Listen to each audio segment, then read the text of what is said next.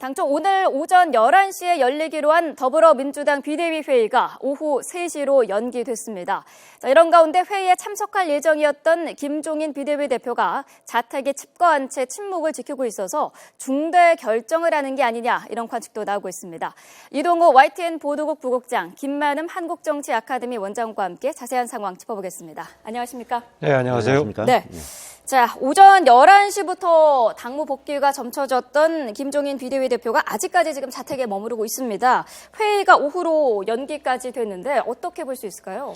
네, 일단은 어제 당 중앙위에서 일단 김종인 대표를 2번으로 하고 네. 김종인 대표를 포함해서 4명을 사실상 김종인 대표의 지분으로 인정하고 나머지는 당 중앙위에서 순번을 결정하지 않았습니까? 네. 이에 대해서 김종인 대표가 상당히 이제 불만을 가지고 있는 그런 것을 여실히 보여주는 그런 구기동 자택 칩거다 이렇게 볼 수가 있는 거겠습니다. 네. 근데 어쨌든 이것이 어떻게 결론 날지는 아직 정확히 예단하기는 어렵겠습니다만 일단 일각에서는 김종인 대표가 사퇴하는 것이 아니냐 이런 얘기도 지금 나오고 있거든요. 네. 그래서 김종인 대표의 어떤 이 당초의 비례대표 순번이라든지 이것이 대폭 수정됐기 때문에 네. 이 부분과 관련해서 서로 기싸움을 벌이는 그런 상황이다 이렇게 볼 수 있겠습니다.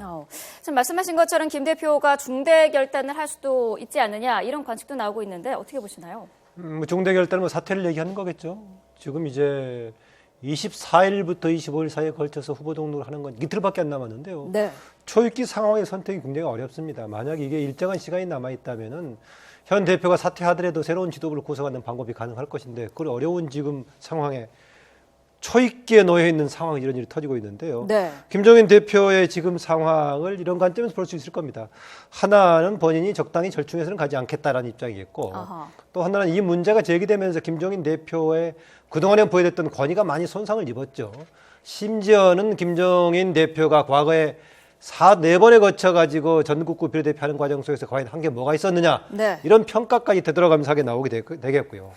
또 하나 추가해서 보자면은 전략공천은 3명, 4명 한다고 했었지만 사실상 10번 이내로 칸막이 하는 것 자체가 김종인 대표가 전적으로 10명을 전략공천했다고 볼 수 있지 않겠습니까? 네. 이것을 터서 전략공천했을 때 본인이 의도했던 비례대표의 세력 구도하고 완전히 달라졌다고 평가할 수 있겠습니다.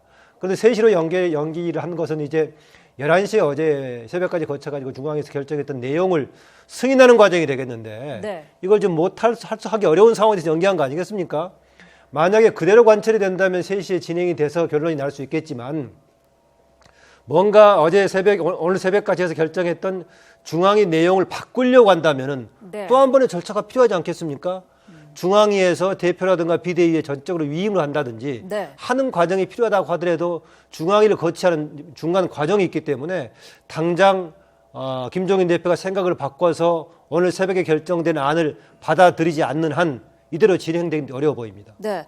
한편에서는 또 김 대표가 이렇게 칩거와 침묵 시위를 하면서 총선 이후를 좀 대비하는 거 아니냐, 주도권 경쟁에서 우위를 선점하기 위한 계획된 지금 행동 아니냐 이런 얘기도 나오고 있는데요. 네, 그렇죠. 지금까지 어쨌든 김종인 대표가 확실하게 당을 장악해서 지금까지 공천을 쭉 주도해 왔지 않습니까? 네. 이제 마지막 이제 비례대표만 이제 공천 작업을 마무리하면 공천 작업은 사실 다 끝나는 거고 이제 본격적인 선거전에 들어가는 거거든요. 네. 이제 24일, 25일은 이제 후보자 등록이고요. 이런 상황에서 김종인 대표가 나름대로 보관을 가지고 당의 어떤 정체성을 바꿔 나가겠다.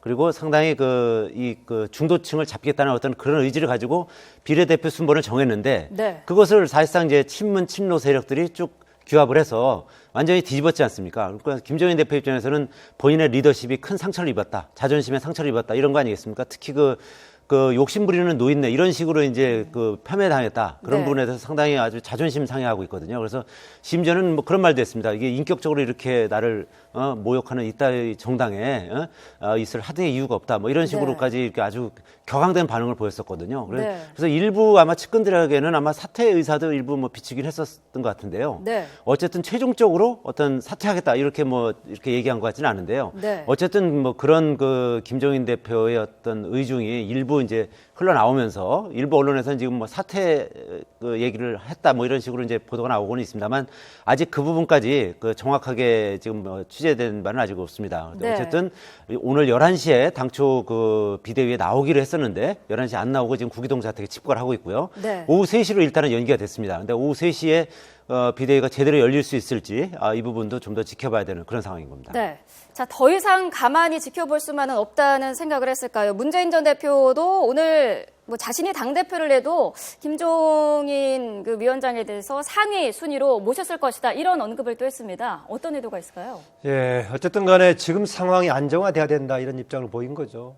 그동안에 문재인 대표 역할, 전 대표 역할하고 지금 김종인 비대위 대표 역할하고 상당히 왔다 갔다 했는데 그래서 입장이 상반됐었죠. 네. 지금 더불어민주당이 과거에 문재인 대표를 중심으로 한 친노 중심의 체제에서 김종인식의 체제로 바뀌는 거 아니냐 이렇게 해석하는 사람도 있었고요. 반면에 문재인 전 대표하고 김종인 현 대표하고 역할 분담을 통해서 공존하는 체제로 가는 거 아니냐, 오히려 대신 대행 역할을 해주는 거 아니냐 이런 해석도 가능했습니다. 최근의 과정도 좀 그렇게 돼 있죠. 처음 비례대표가 발표가 됐을 때 이른바 친노를 중심으로 강하게 지금 이번 비례대표 공천, 또 심지어는 김종인 비대위 대표가 이제 강하게 비판했지 않습니까? 네. 문성근 조국 교수 등간에 비판을 했었는데 하루 사이에 고민해 놓고 나서는 오히려 이제 김종인 대표를 인정하는 분위기로 갔습니다. 네. 어제 새벽까지 거친 그 중앙위원회에서 그런 입장을 보였다고 합니다. 김종인 대표 2번 가는 것을 용인하는 것도 오히려 이른바 친노의 중앙위원들 중심으로 됐다는 점에서 네. 왜 이렇게 바뀌었을까라고 하면서 이런 왔다 갔다 하는 입장에서 비판적으로 나갔는데요. 네. 오늘 아침에 조국 교수뿐만이 아니라 문성근 전 그 당 대표 대행을 했던 문성근 씨도 그런 얘기 했습니다. 하루 동안 고민해서 걱정했는데 비례대표 2번을 받아들일 수 있어야 된다 라면서 왜 그러냐? 우리에게는 승리가 목표이기 때문이다라는 것인데 네. 그동안 해왔던 것이 모든 승리 중심의 조직적인 게임이었어. 그러다 보니까 국민들로부터 공감을 얻지 못해가지고 집권 정당이 되지 못하고 불임 정당이 됐던 거 아니냐라는 네. 것을 반복하는 행태를 보여주고 있다라는 비판도 같이 나오고 있습니다. 어쨌든 간에 지금 하루 이틀 정도, 사실상 하루 정도 아닙니까? 등록 날짜는 이틀이지만 실질적으로는 하루 정도 있는데 이것을 책임지고 이끌어가야 할 조직 자체가 좀 붕괴되는 상황에 있기 때문에 뭔가 이 국면을 넘어서 당을 안정화시켜야 된다는 입장에 있는 문재인 전 대표 진영은 지금 현 상황에서는 김종인 대표를 인정하는 쪽으로 가자라는 것 같은데 네. 김종인 대표 이렇게 아까 이동욱 국장이 지적했다시피 그런 정도 본인에 대해서 적나라한 비판을 받고 나서 과연 앞으로 다시 권위를 세울 수 있을까? 그것도 과제로 보입니다. 사실상 이 국면에서 이 칼자를 쥐고 있는 거는 네. 김종인 대표거든요. 사실 뭐 당이 그 법정 관리 상태로 가가지고 김종인 대표라는 그 구원투수를 기용을 해서 네. 어쨌든 당을 상당 부분 지금 이제 복원했지 않습니까? 그리고 사실 경쟁당이라는 이제 국민의당을 상당 부분 그 군소 정당으로 좀 밀어붙이는 뭐 그런 효과를 아주 여실히 누려왔는데 네. 마지막 이제 비례대표를 이제 순번을 정하는 데서 이제 갈등이 이제 야기된 건데 네. 김종인 대표 입장에서는 여기서 친노 세력이 아무래도 아무리 주류라고 하지만 여기서 밀리면 선거 이후에도 결국 토사구팽당할 수밖에 없다. 뭐 그런 아마 그 결론을 냈을 가능성이 높습니다. 그렇기 네. 때문에 여기서 확실하게 그 당의 색채도 바꾸면서 내가 이 당의 주인이다 이런 부분을 확실하게 이제 대내에 선포하겠다 뭐 그런 의지가 있는 것으로 보입니다. 네. 본인이 다른 언론과 인터뷰에서 그런 얘기했었죠. 만약 총선을 끝나고 본인이 국회로 남아있지 않고 나가버리고 난다면은 이 당이 그대로 온전하게 개혁이 될 수 없다 해서 총선 이후에도 본인이 중심이 돼가지고 당을 이끌어가려고 한다면 원내에 진입하는 게 필요하다 이런 얘기했었고요. 네. 마침 오늘 아침에 사적 공적으로 지금 김종인 대표가 아주 가까운 손혜원 그 홍보위원장의 경우에는 뭐라고 얘기하냐면은 지금 더불어민주당이 살아난 거 거의 전적으로 김종인 비대위 대표였다.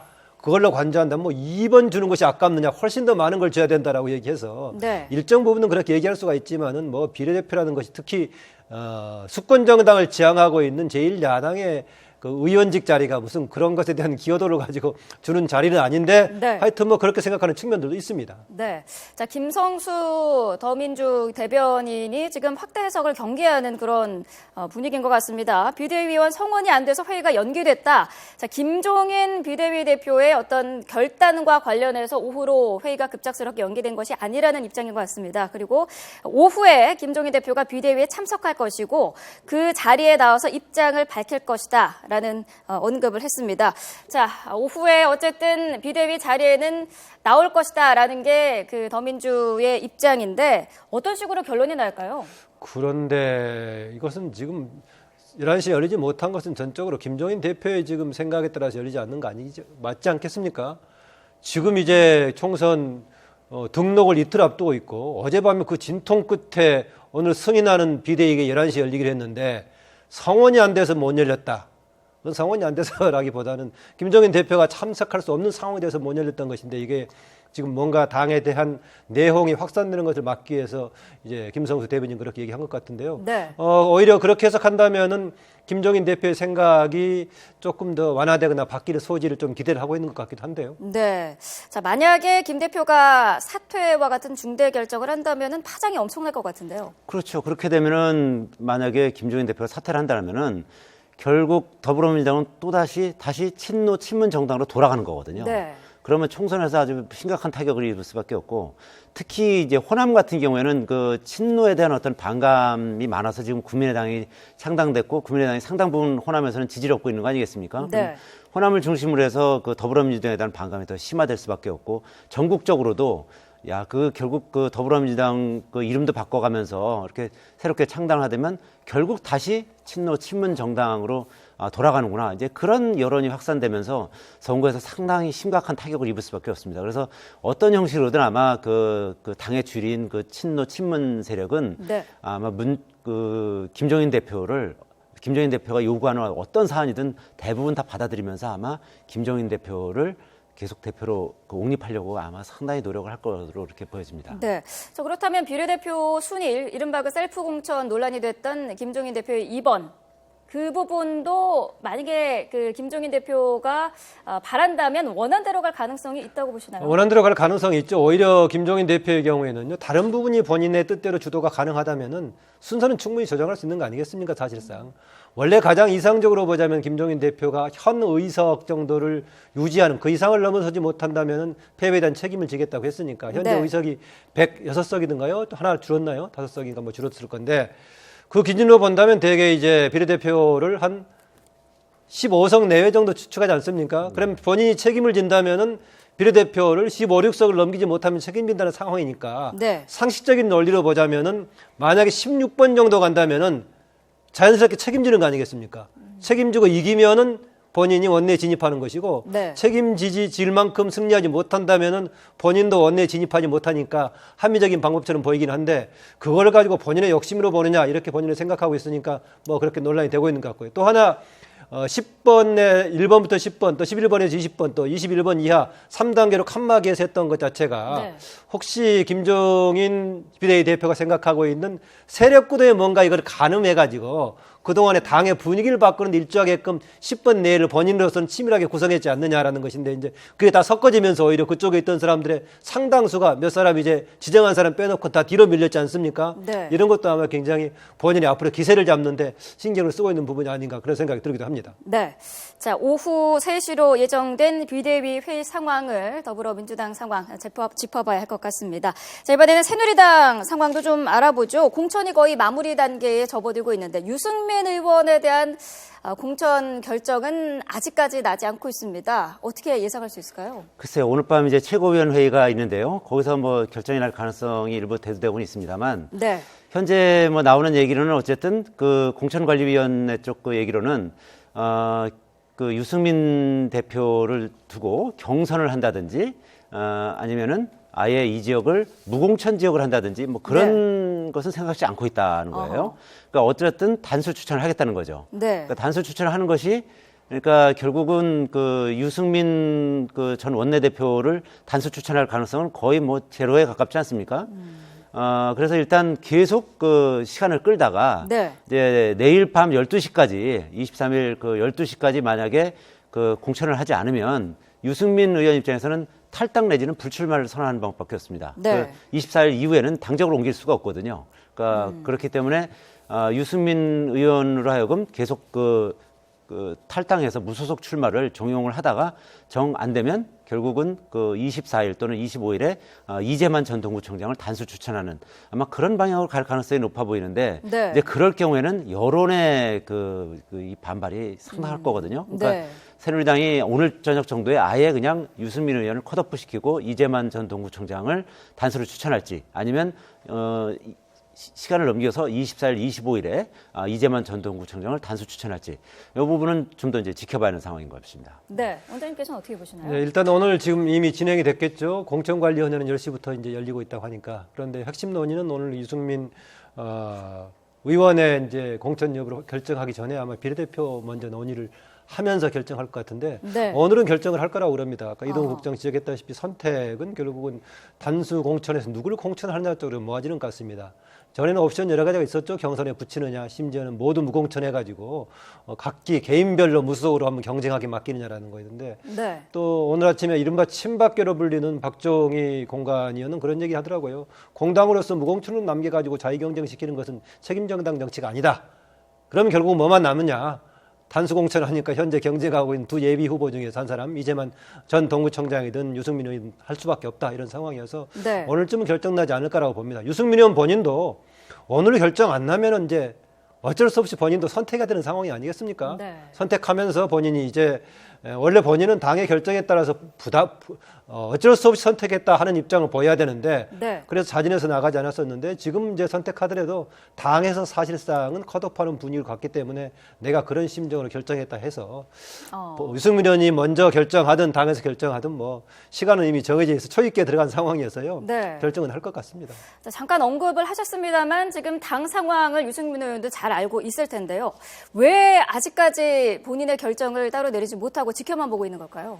그러니까 그거는 이제 서로 명분 싸움인 거죠. 그러니까 당 입장에서는 유승민 의원이 먼저 탈당하는 걸 원하는 거고 그렇게 압박을 계속 가고 있는 거고요. 뭐 이한구 공천관리위원장은 뭐 노골적으로 지금 유승민 의원 탈당을 지금 권유하고 있지 않습니까? 네. 반면에 유승민 의원 입장에서는 본인이 먼저 탈당하는 것이 아니라 당이 컷오프를 해주면 거기도 명분이 생기는 거거든요. 무소속으로 출마하는데 그 대구 지역이 아무래도 뭐 박근혜 대통령에 대한 지지율이 압도적으로 높은 데 아니겠습니까? 그러니까 네. 본인이 먼저 탈당하는 것보다는 컷오프를 당해서 할 수 없이 무소속으로 출마하게 됐다. 그런 이제 명분을 서로 잡으려고 하는 이제 그런 싸움인데요. 네.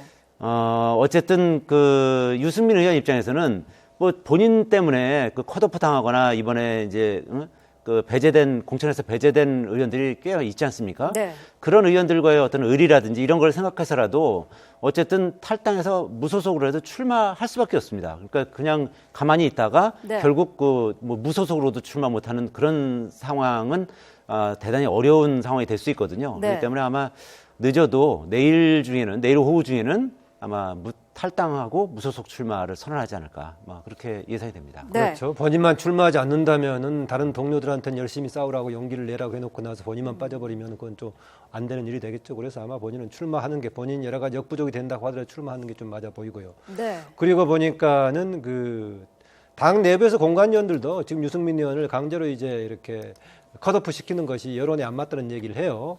그러면은 여론에 안 맞는 것을 왜 당에서는 하려고 하느냐? 당의 다른 목적이 있다 얘기하는데 단기적으로는 당의 목적하고 민심하고 약간 유리가 될 수 있지만 이 진통이 상당히 오랫동안 돼 왔는데 네. 그 과정에서 민심이 그렇게 이쪽에 호의적이지 않다면은 제가 저는 봤을 때 민심에 따라가는 거 아니냐라고 했었는데 민심에 당장의 민심하고 상관없이 밀어붙일 다른 목적이 좀 있나 봅니다. 그게 또 새누리당으로서는 장기적인 자기 목적에 부합한다고 보는데 그래도 선거는 민심에 부합하려고 민심에 호소하는 국면인데 네. 이전에 당장은 민심하고 유리가 된다고 하더라도 당에서 가는 길이 있다라는 말을 알듯하기도 하고 모를 듯하기도 하고 그렇습니다.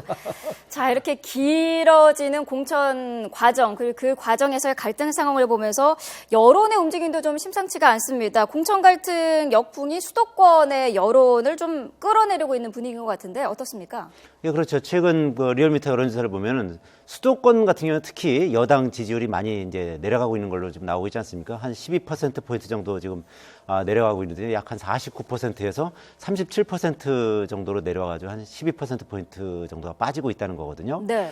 그래서 지금 이제 아무래도 유승민 의원의 어떤 공천 파동으로 인해서 또 그것뿐만 아니라 이제 어쨌든 이제 공천 배제를 하면서 새누리당이나 어쨌든 당 정체성과 좀 문제가 있다는 의원들을 좀 또는 뭐 친이계 의원이라든지 이런 분들을 좀 무리하게 좀 배제하는 측면이 있지 않습니까? 네. 그러다 보니까 이런 부분이 이제 좀 이제 여론에 이제 역풍을 불러서 특히 수도권은 이제 워낙 그 박빙의 차이로 승부가 나는데 여기서 12%포인트나 빠졌다는 것은 새누리당 입장에서는 상당히 충격이거든요. 근데 또 반면에 또 지난주에 또 갤럽 여론조사에서는 새누리당 지지율이 또 오르기도 했습니다. 네.